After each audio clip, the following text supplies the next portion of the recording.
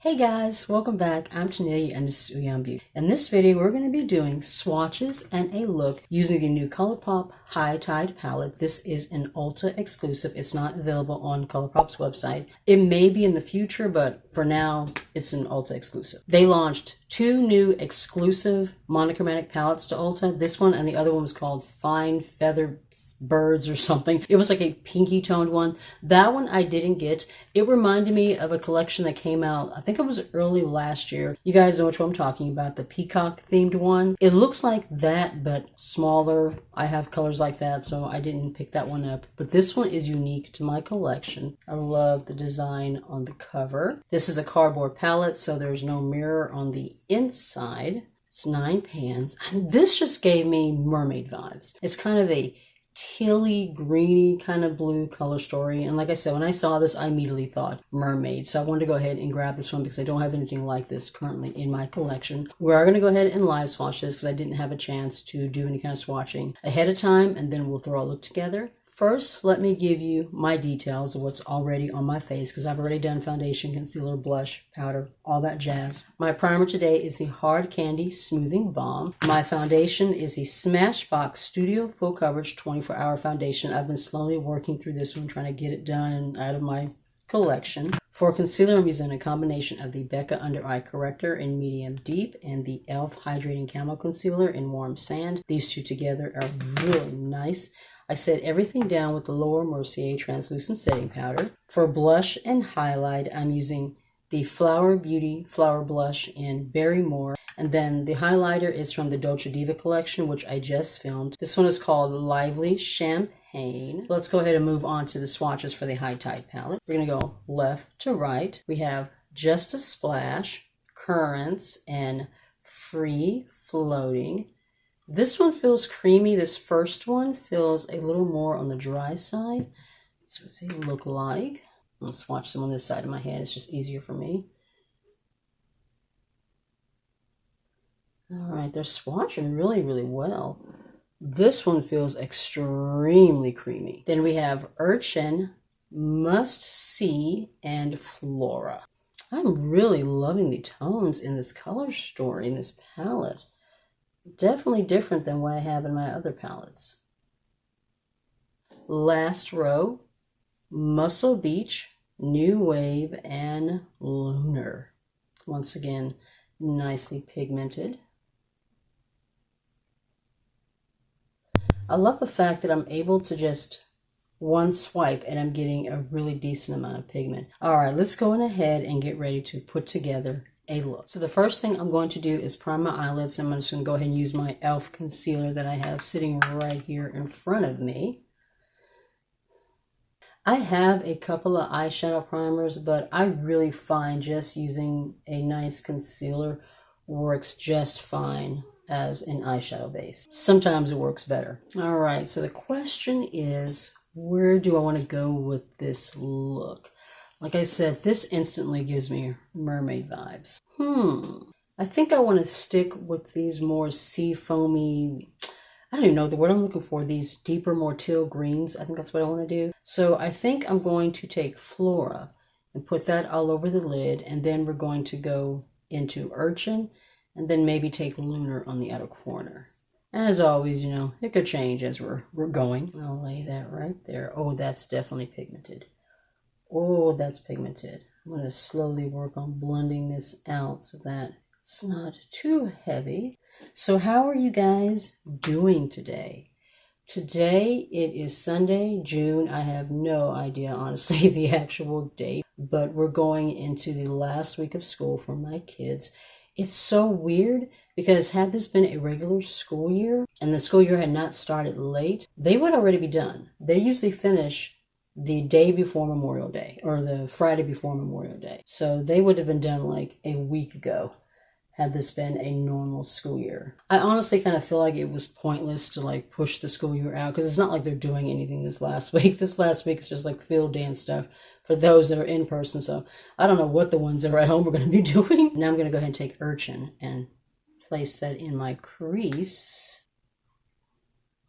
That's pretty. I'm so glad that I picked this palette up. When I first saw it launched, They launched this one, like I said, that Fine Feathered Friends whatever palette, and then another palette which I will show you guys later. You'll see that in a haul, and then I am going to do a video with that one too. That palette and this one were the two that really caught my eye. That Fine Feathered one, I feel like I've really seen those shades 1,000 times before, and like I said, it reminded me of that bigger collection that they launched. It was either early 2020 or late 2019. I am not exactly sure. Now I'm going to take Lunar, which is the deepest shade in this palette, and I'm going to lay that on my outer corner.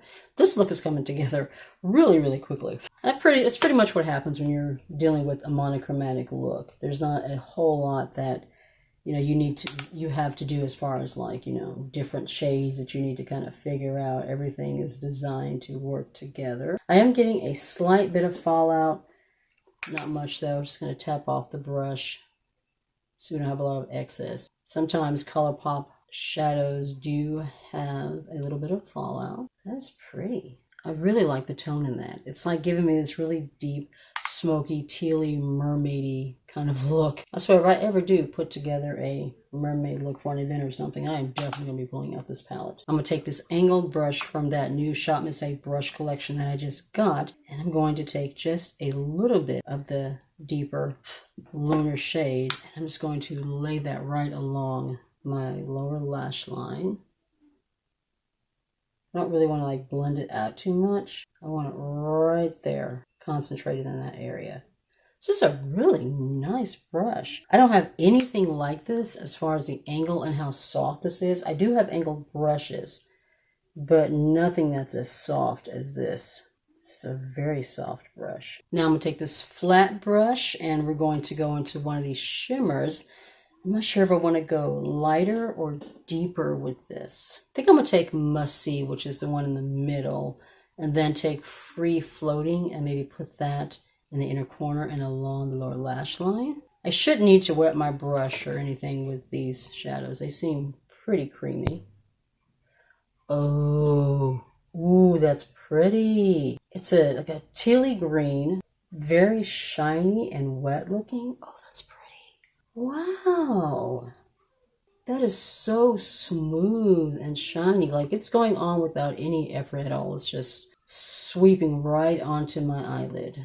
I'm going to blend a little bit into these darker shades on the outer corner. Put a little bit of that shine all through this eye look. Now we're going to take Free Floating, put that in a corner, and then I'm going to take a little bit of that down the lower lash line as well. So have you guys seen the new Sailor Moon Eternal movie that's on Netflix? It's like a two-part.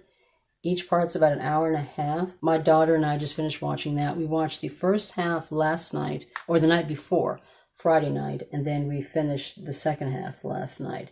I did enjoy it, but I have to say it was a little weird for me. I don't know, maybe I'm just not used to Japanese anime, but like some parts of it I was kind of like, wasn't sure like what was happening. And whenever the sailors like transformed into becoming sailors, the transformation takes forever. It's like you could take a break, walk away, go to the bathroom, come back, and they're still transforming. It was fun though. I really did enjoy it. I just have to admit I'm not really used to Japanese animation. I'm going to take my blending brush. Nothing is on this product. I just want to softly blend out the edges on the top just to kind of diffuse everything a little bit more. I am loving how this look came out, and it came out so quickly with like no effort whatsoever. Every shade blended beautifully. The shimmers, absolutely gorgeous. I didn't have to wet the brush. I didn't have to use my finger. I am loving this palette. Since this eye look came together so quickly, I'm going to go ahead and do my liner with you guys. This is the Sheglam dual ended liner. This end is kind of a cream gel liner, and then this one is the ink pen liner. I haven't really used the other one much. I may use that one to tightline my waterline, but I don't use it as an actual eyeliner. I prefer ink liner pens. Doesn't really matter to me whether or not it has a brush tip or like, you know, the fine tip kind of like ink tips.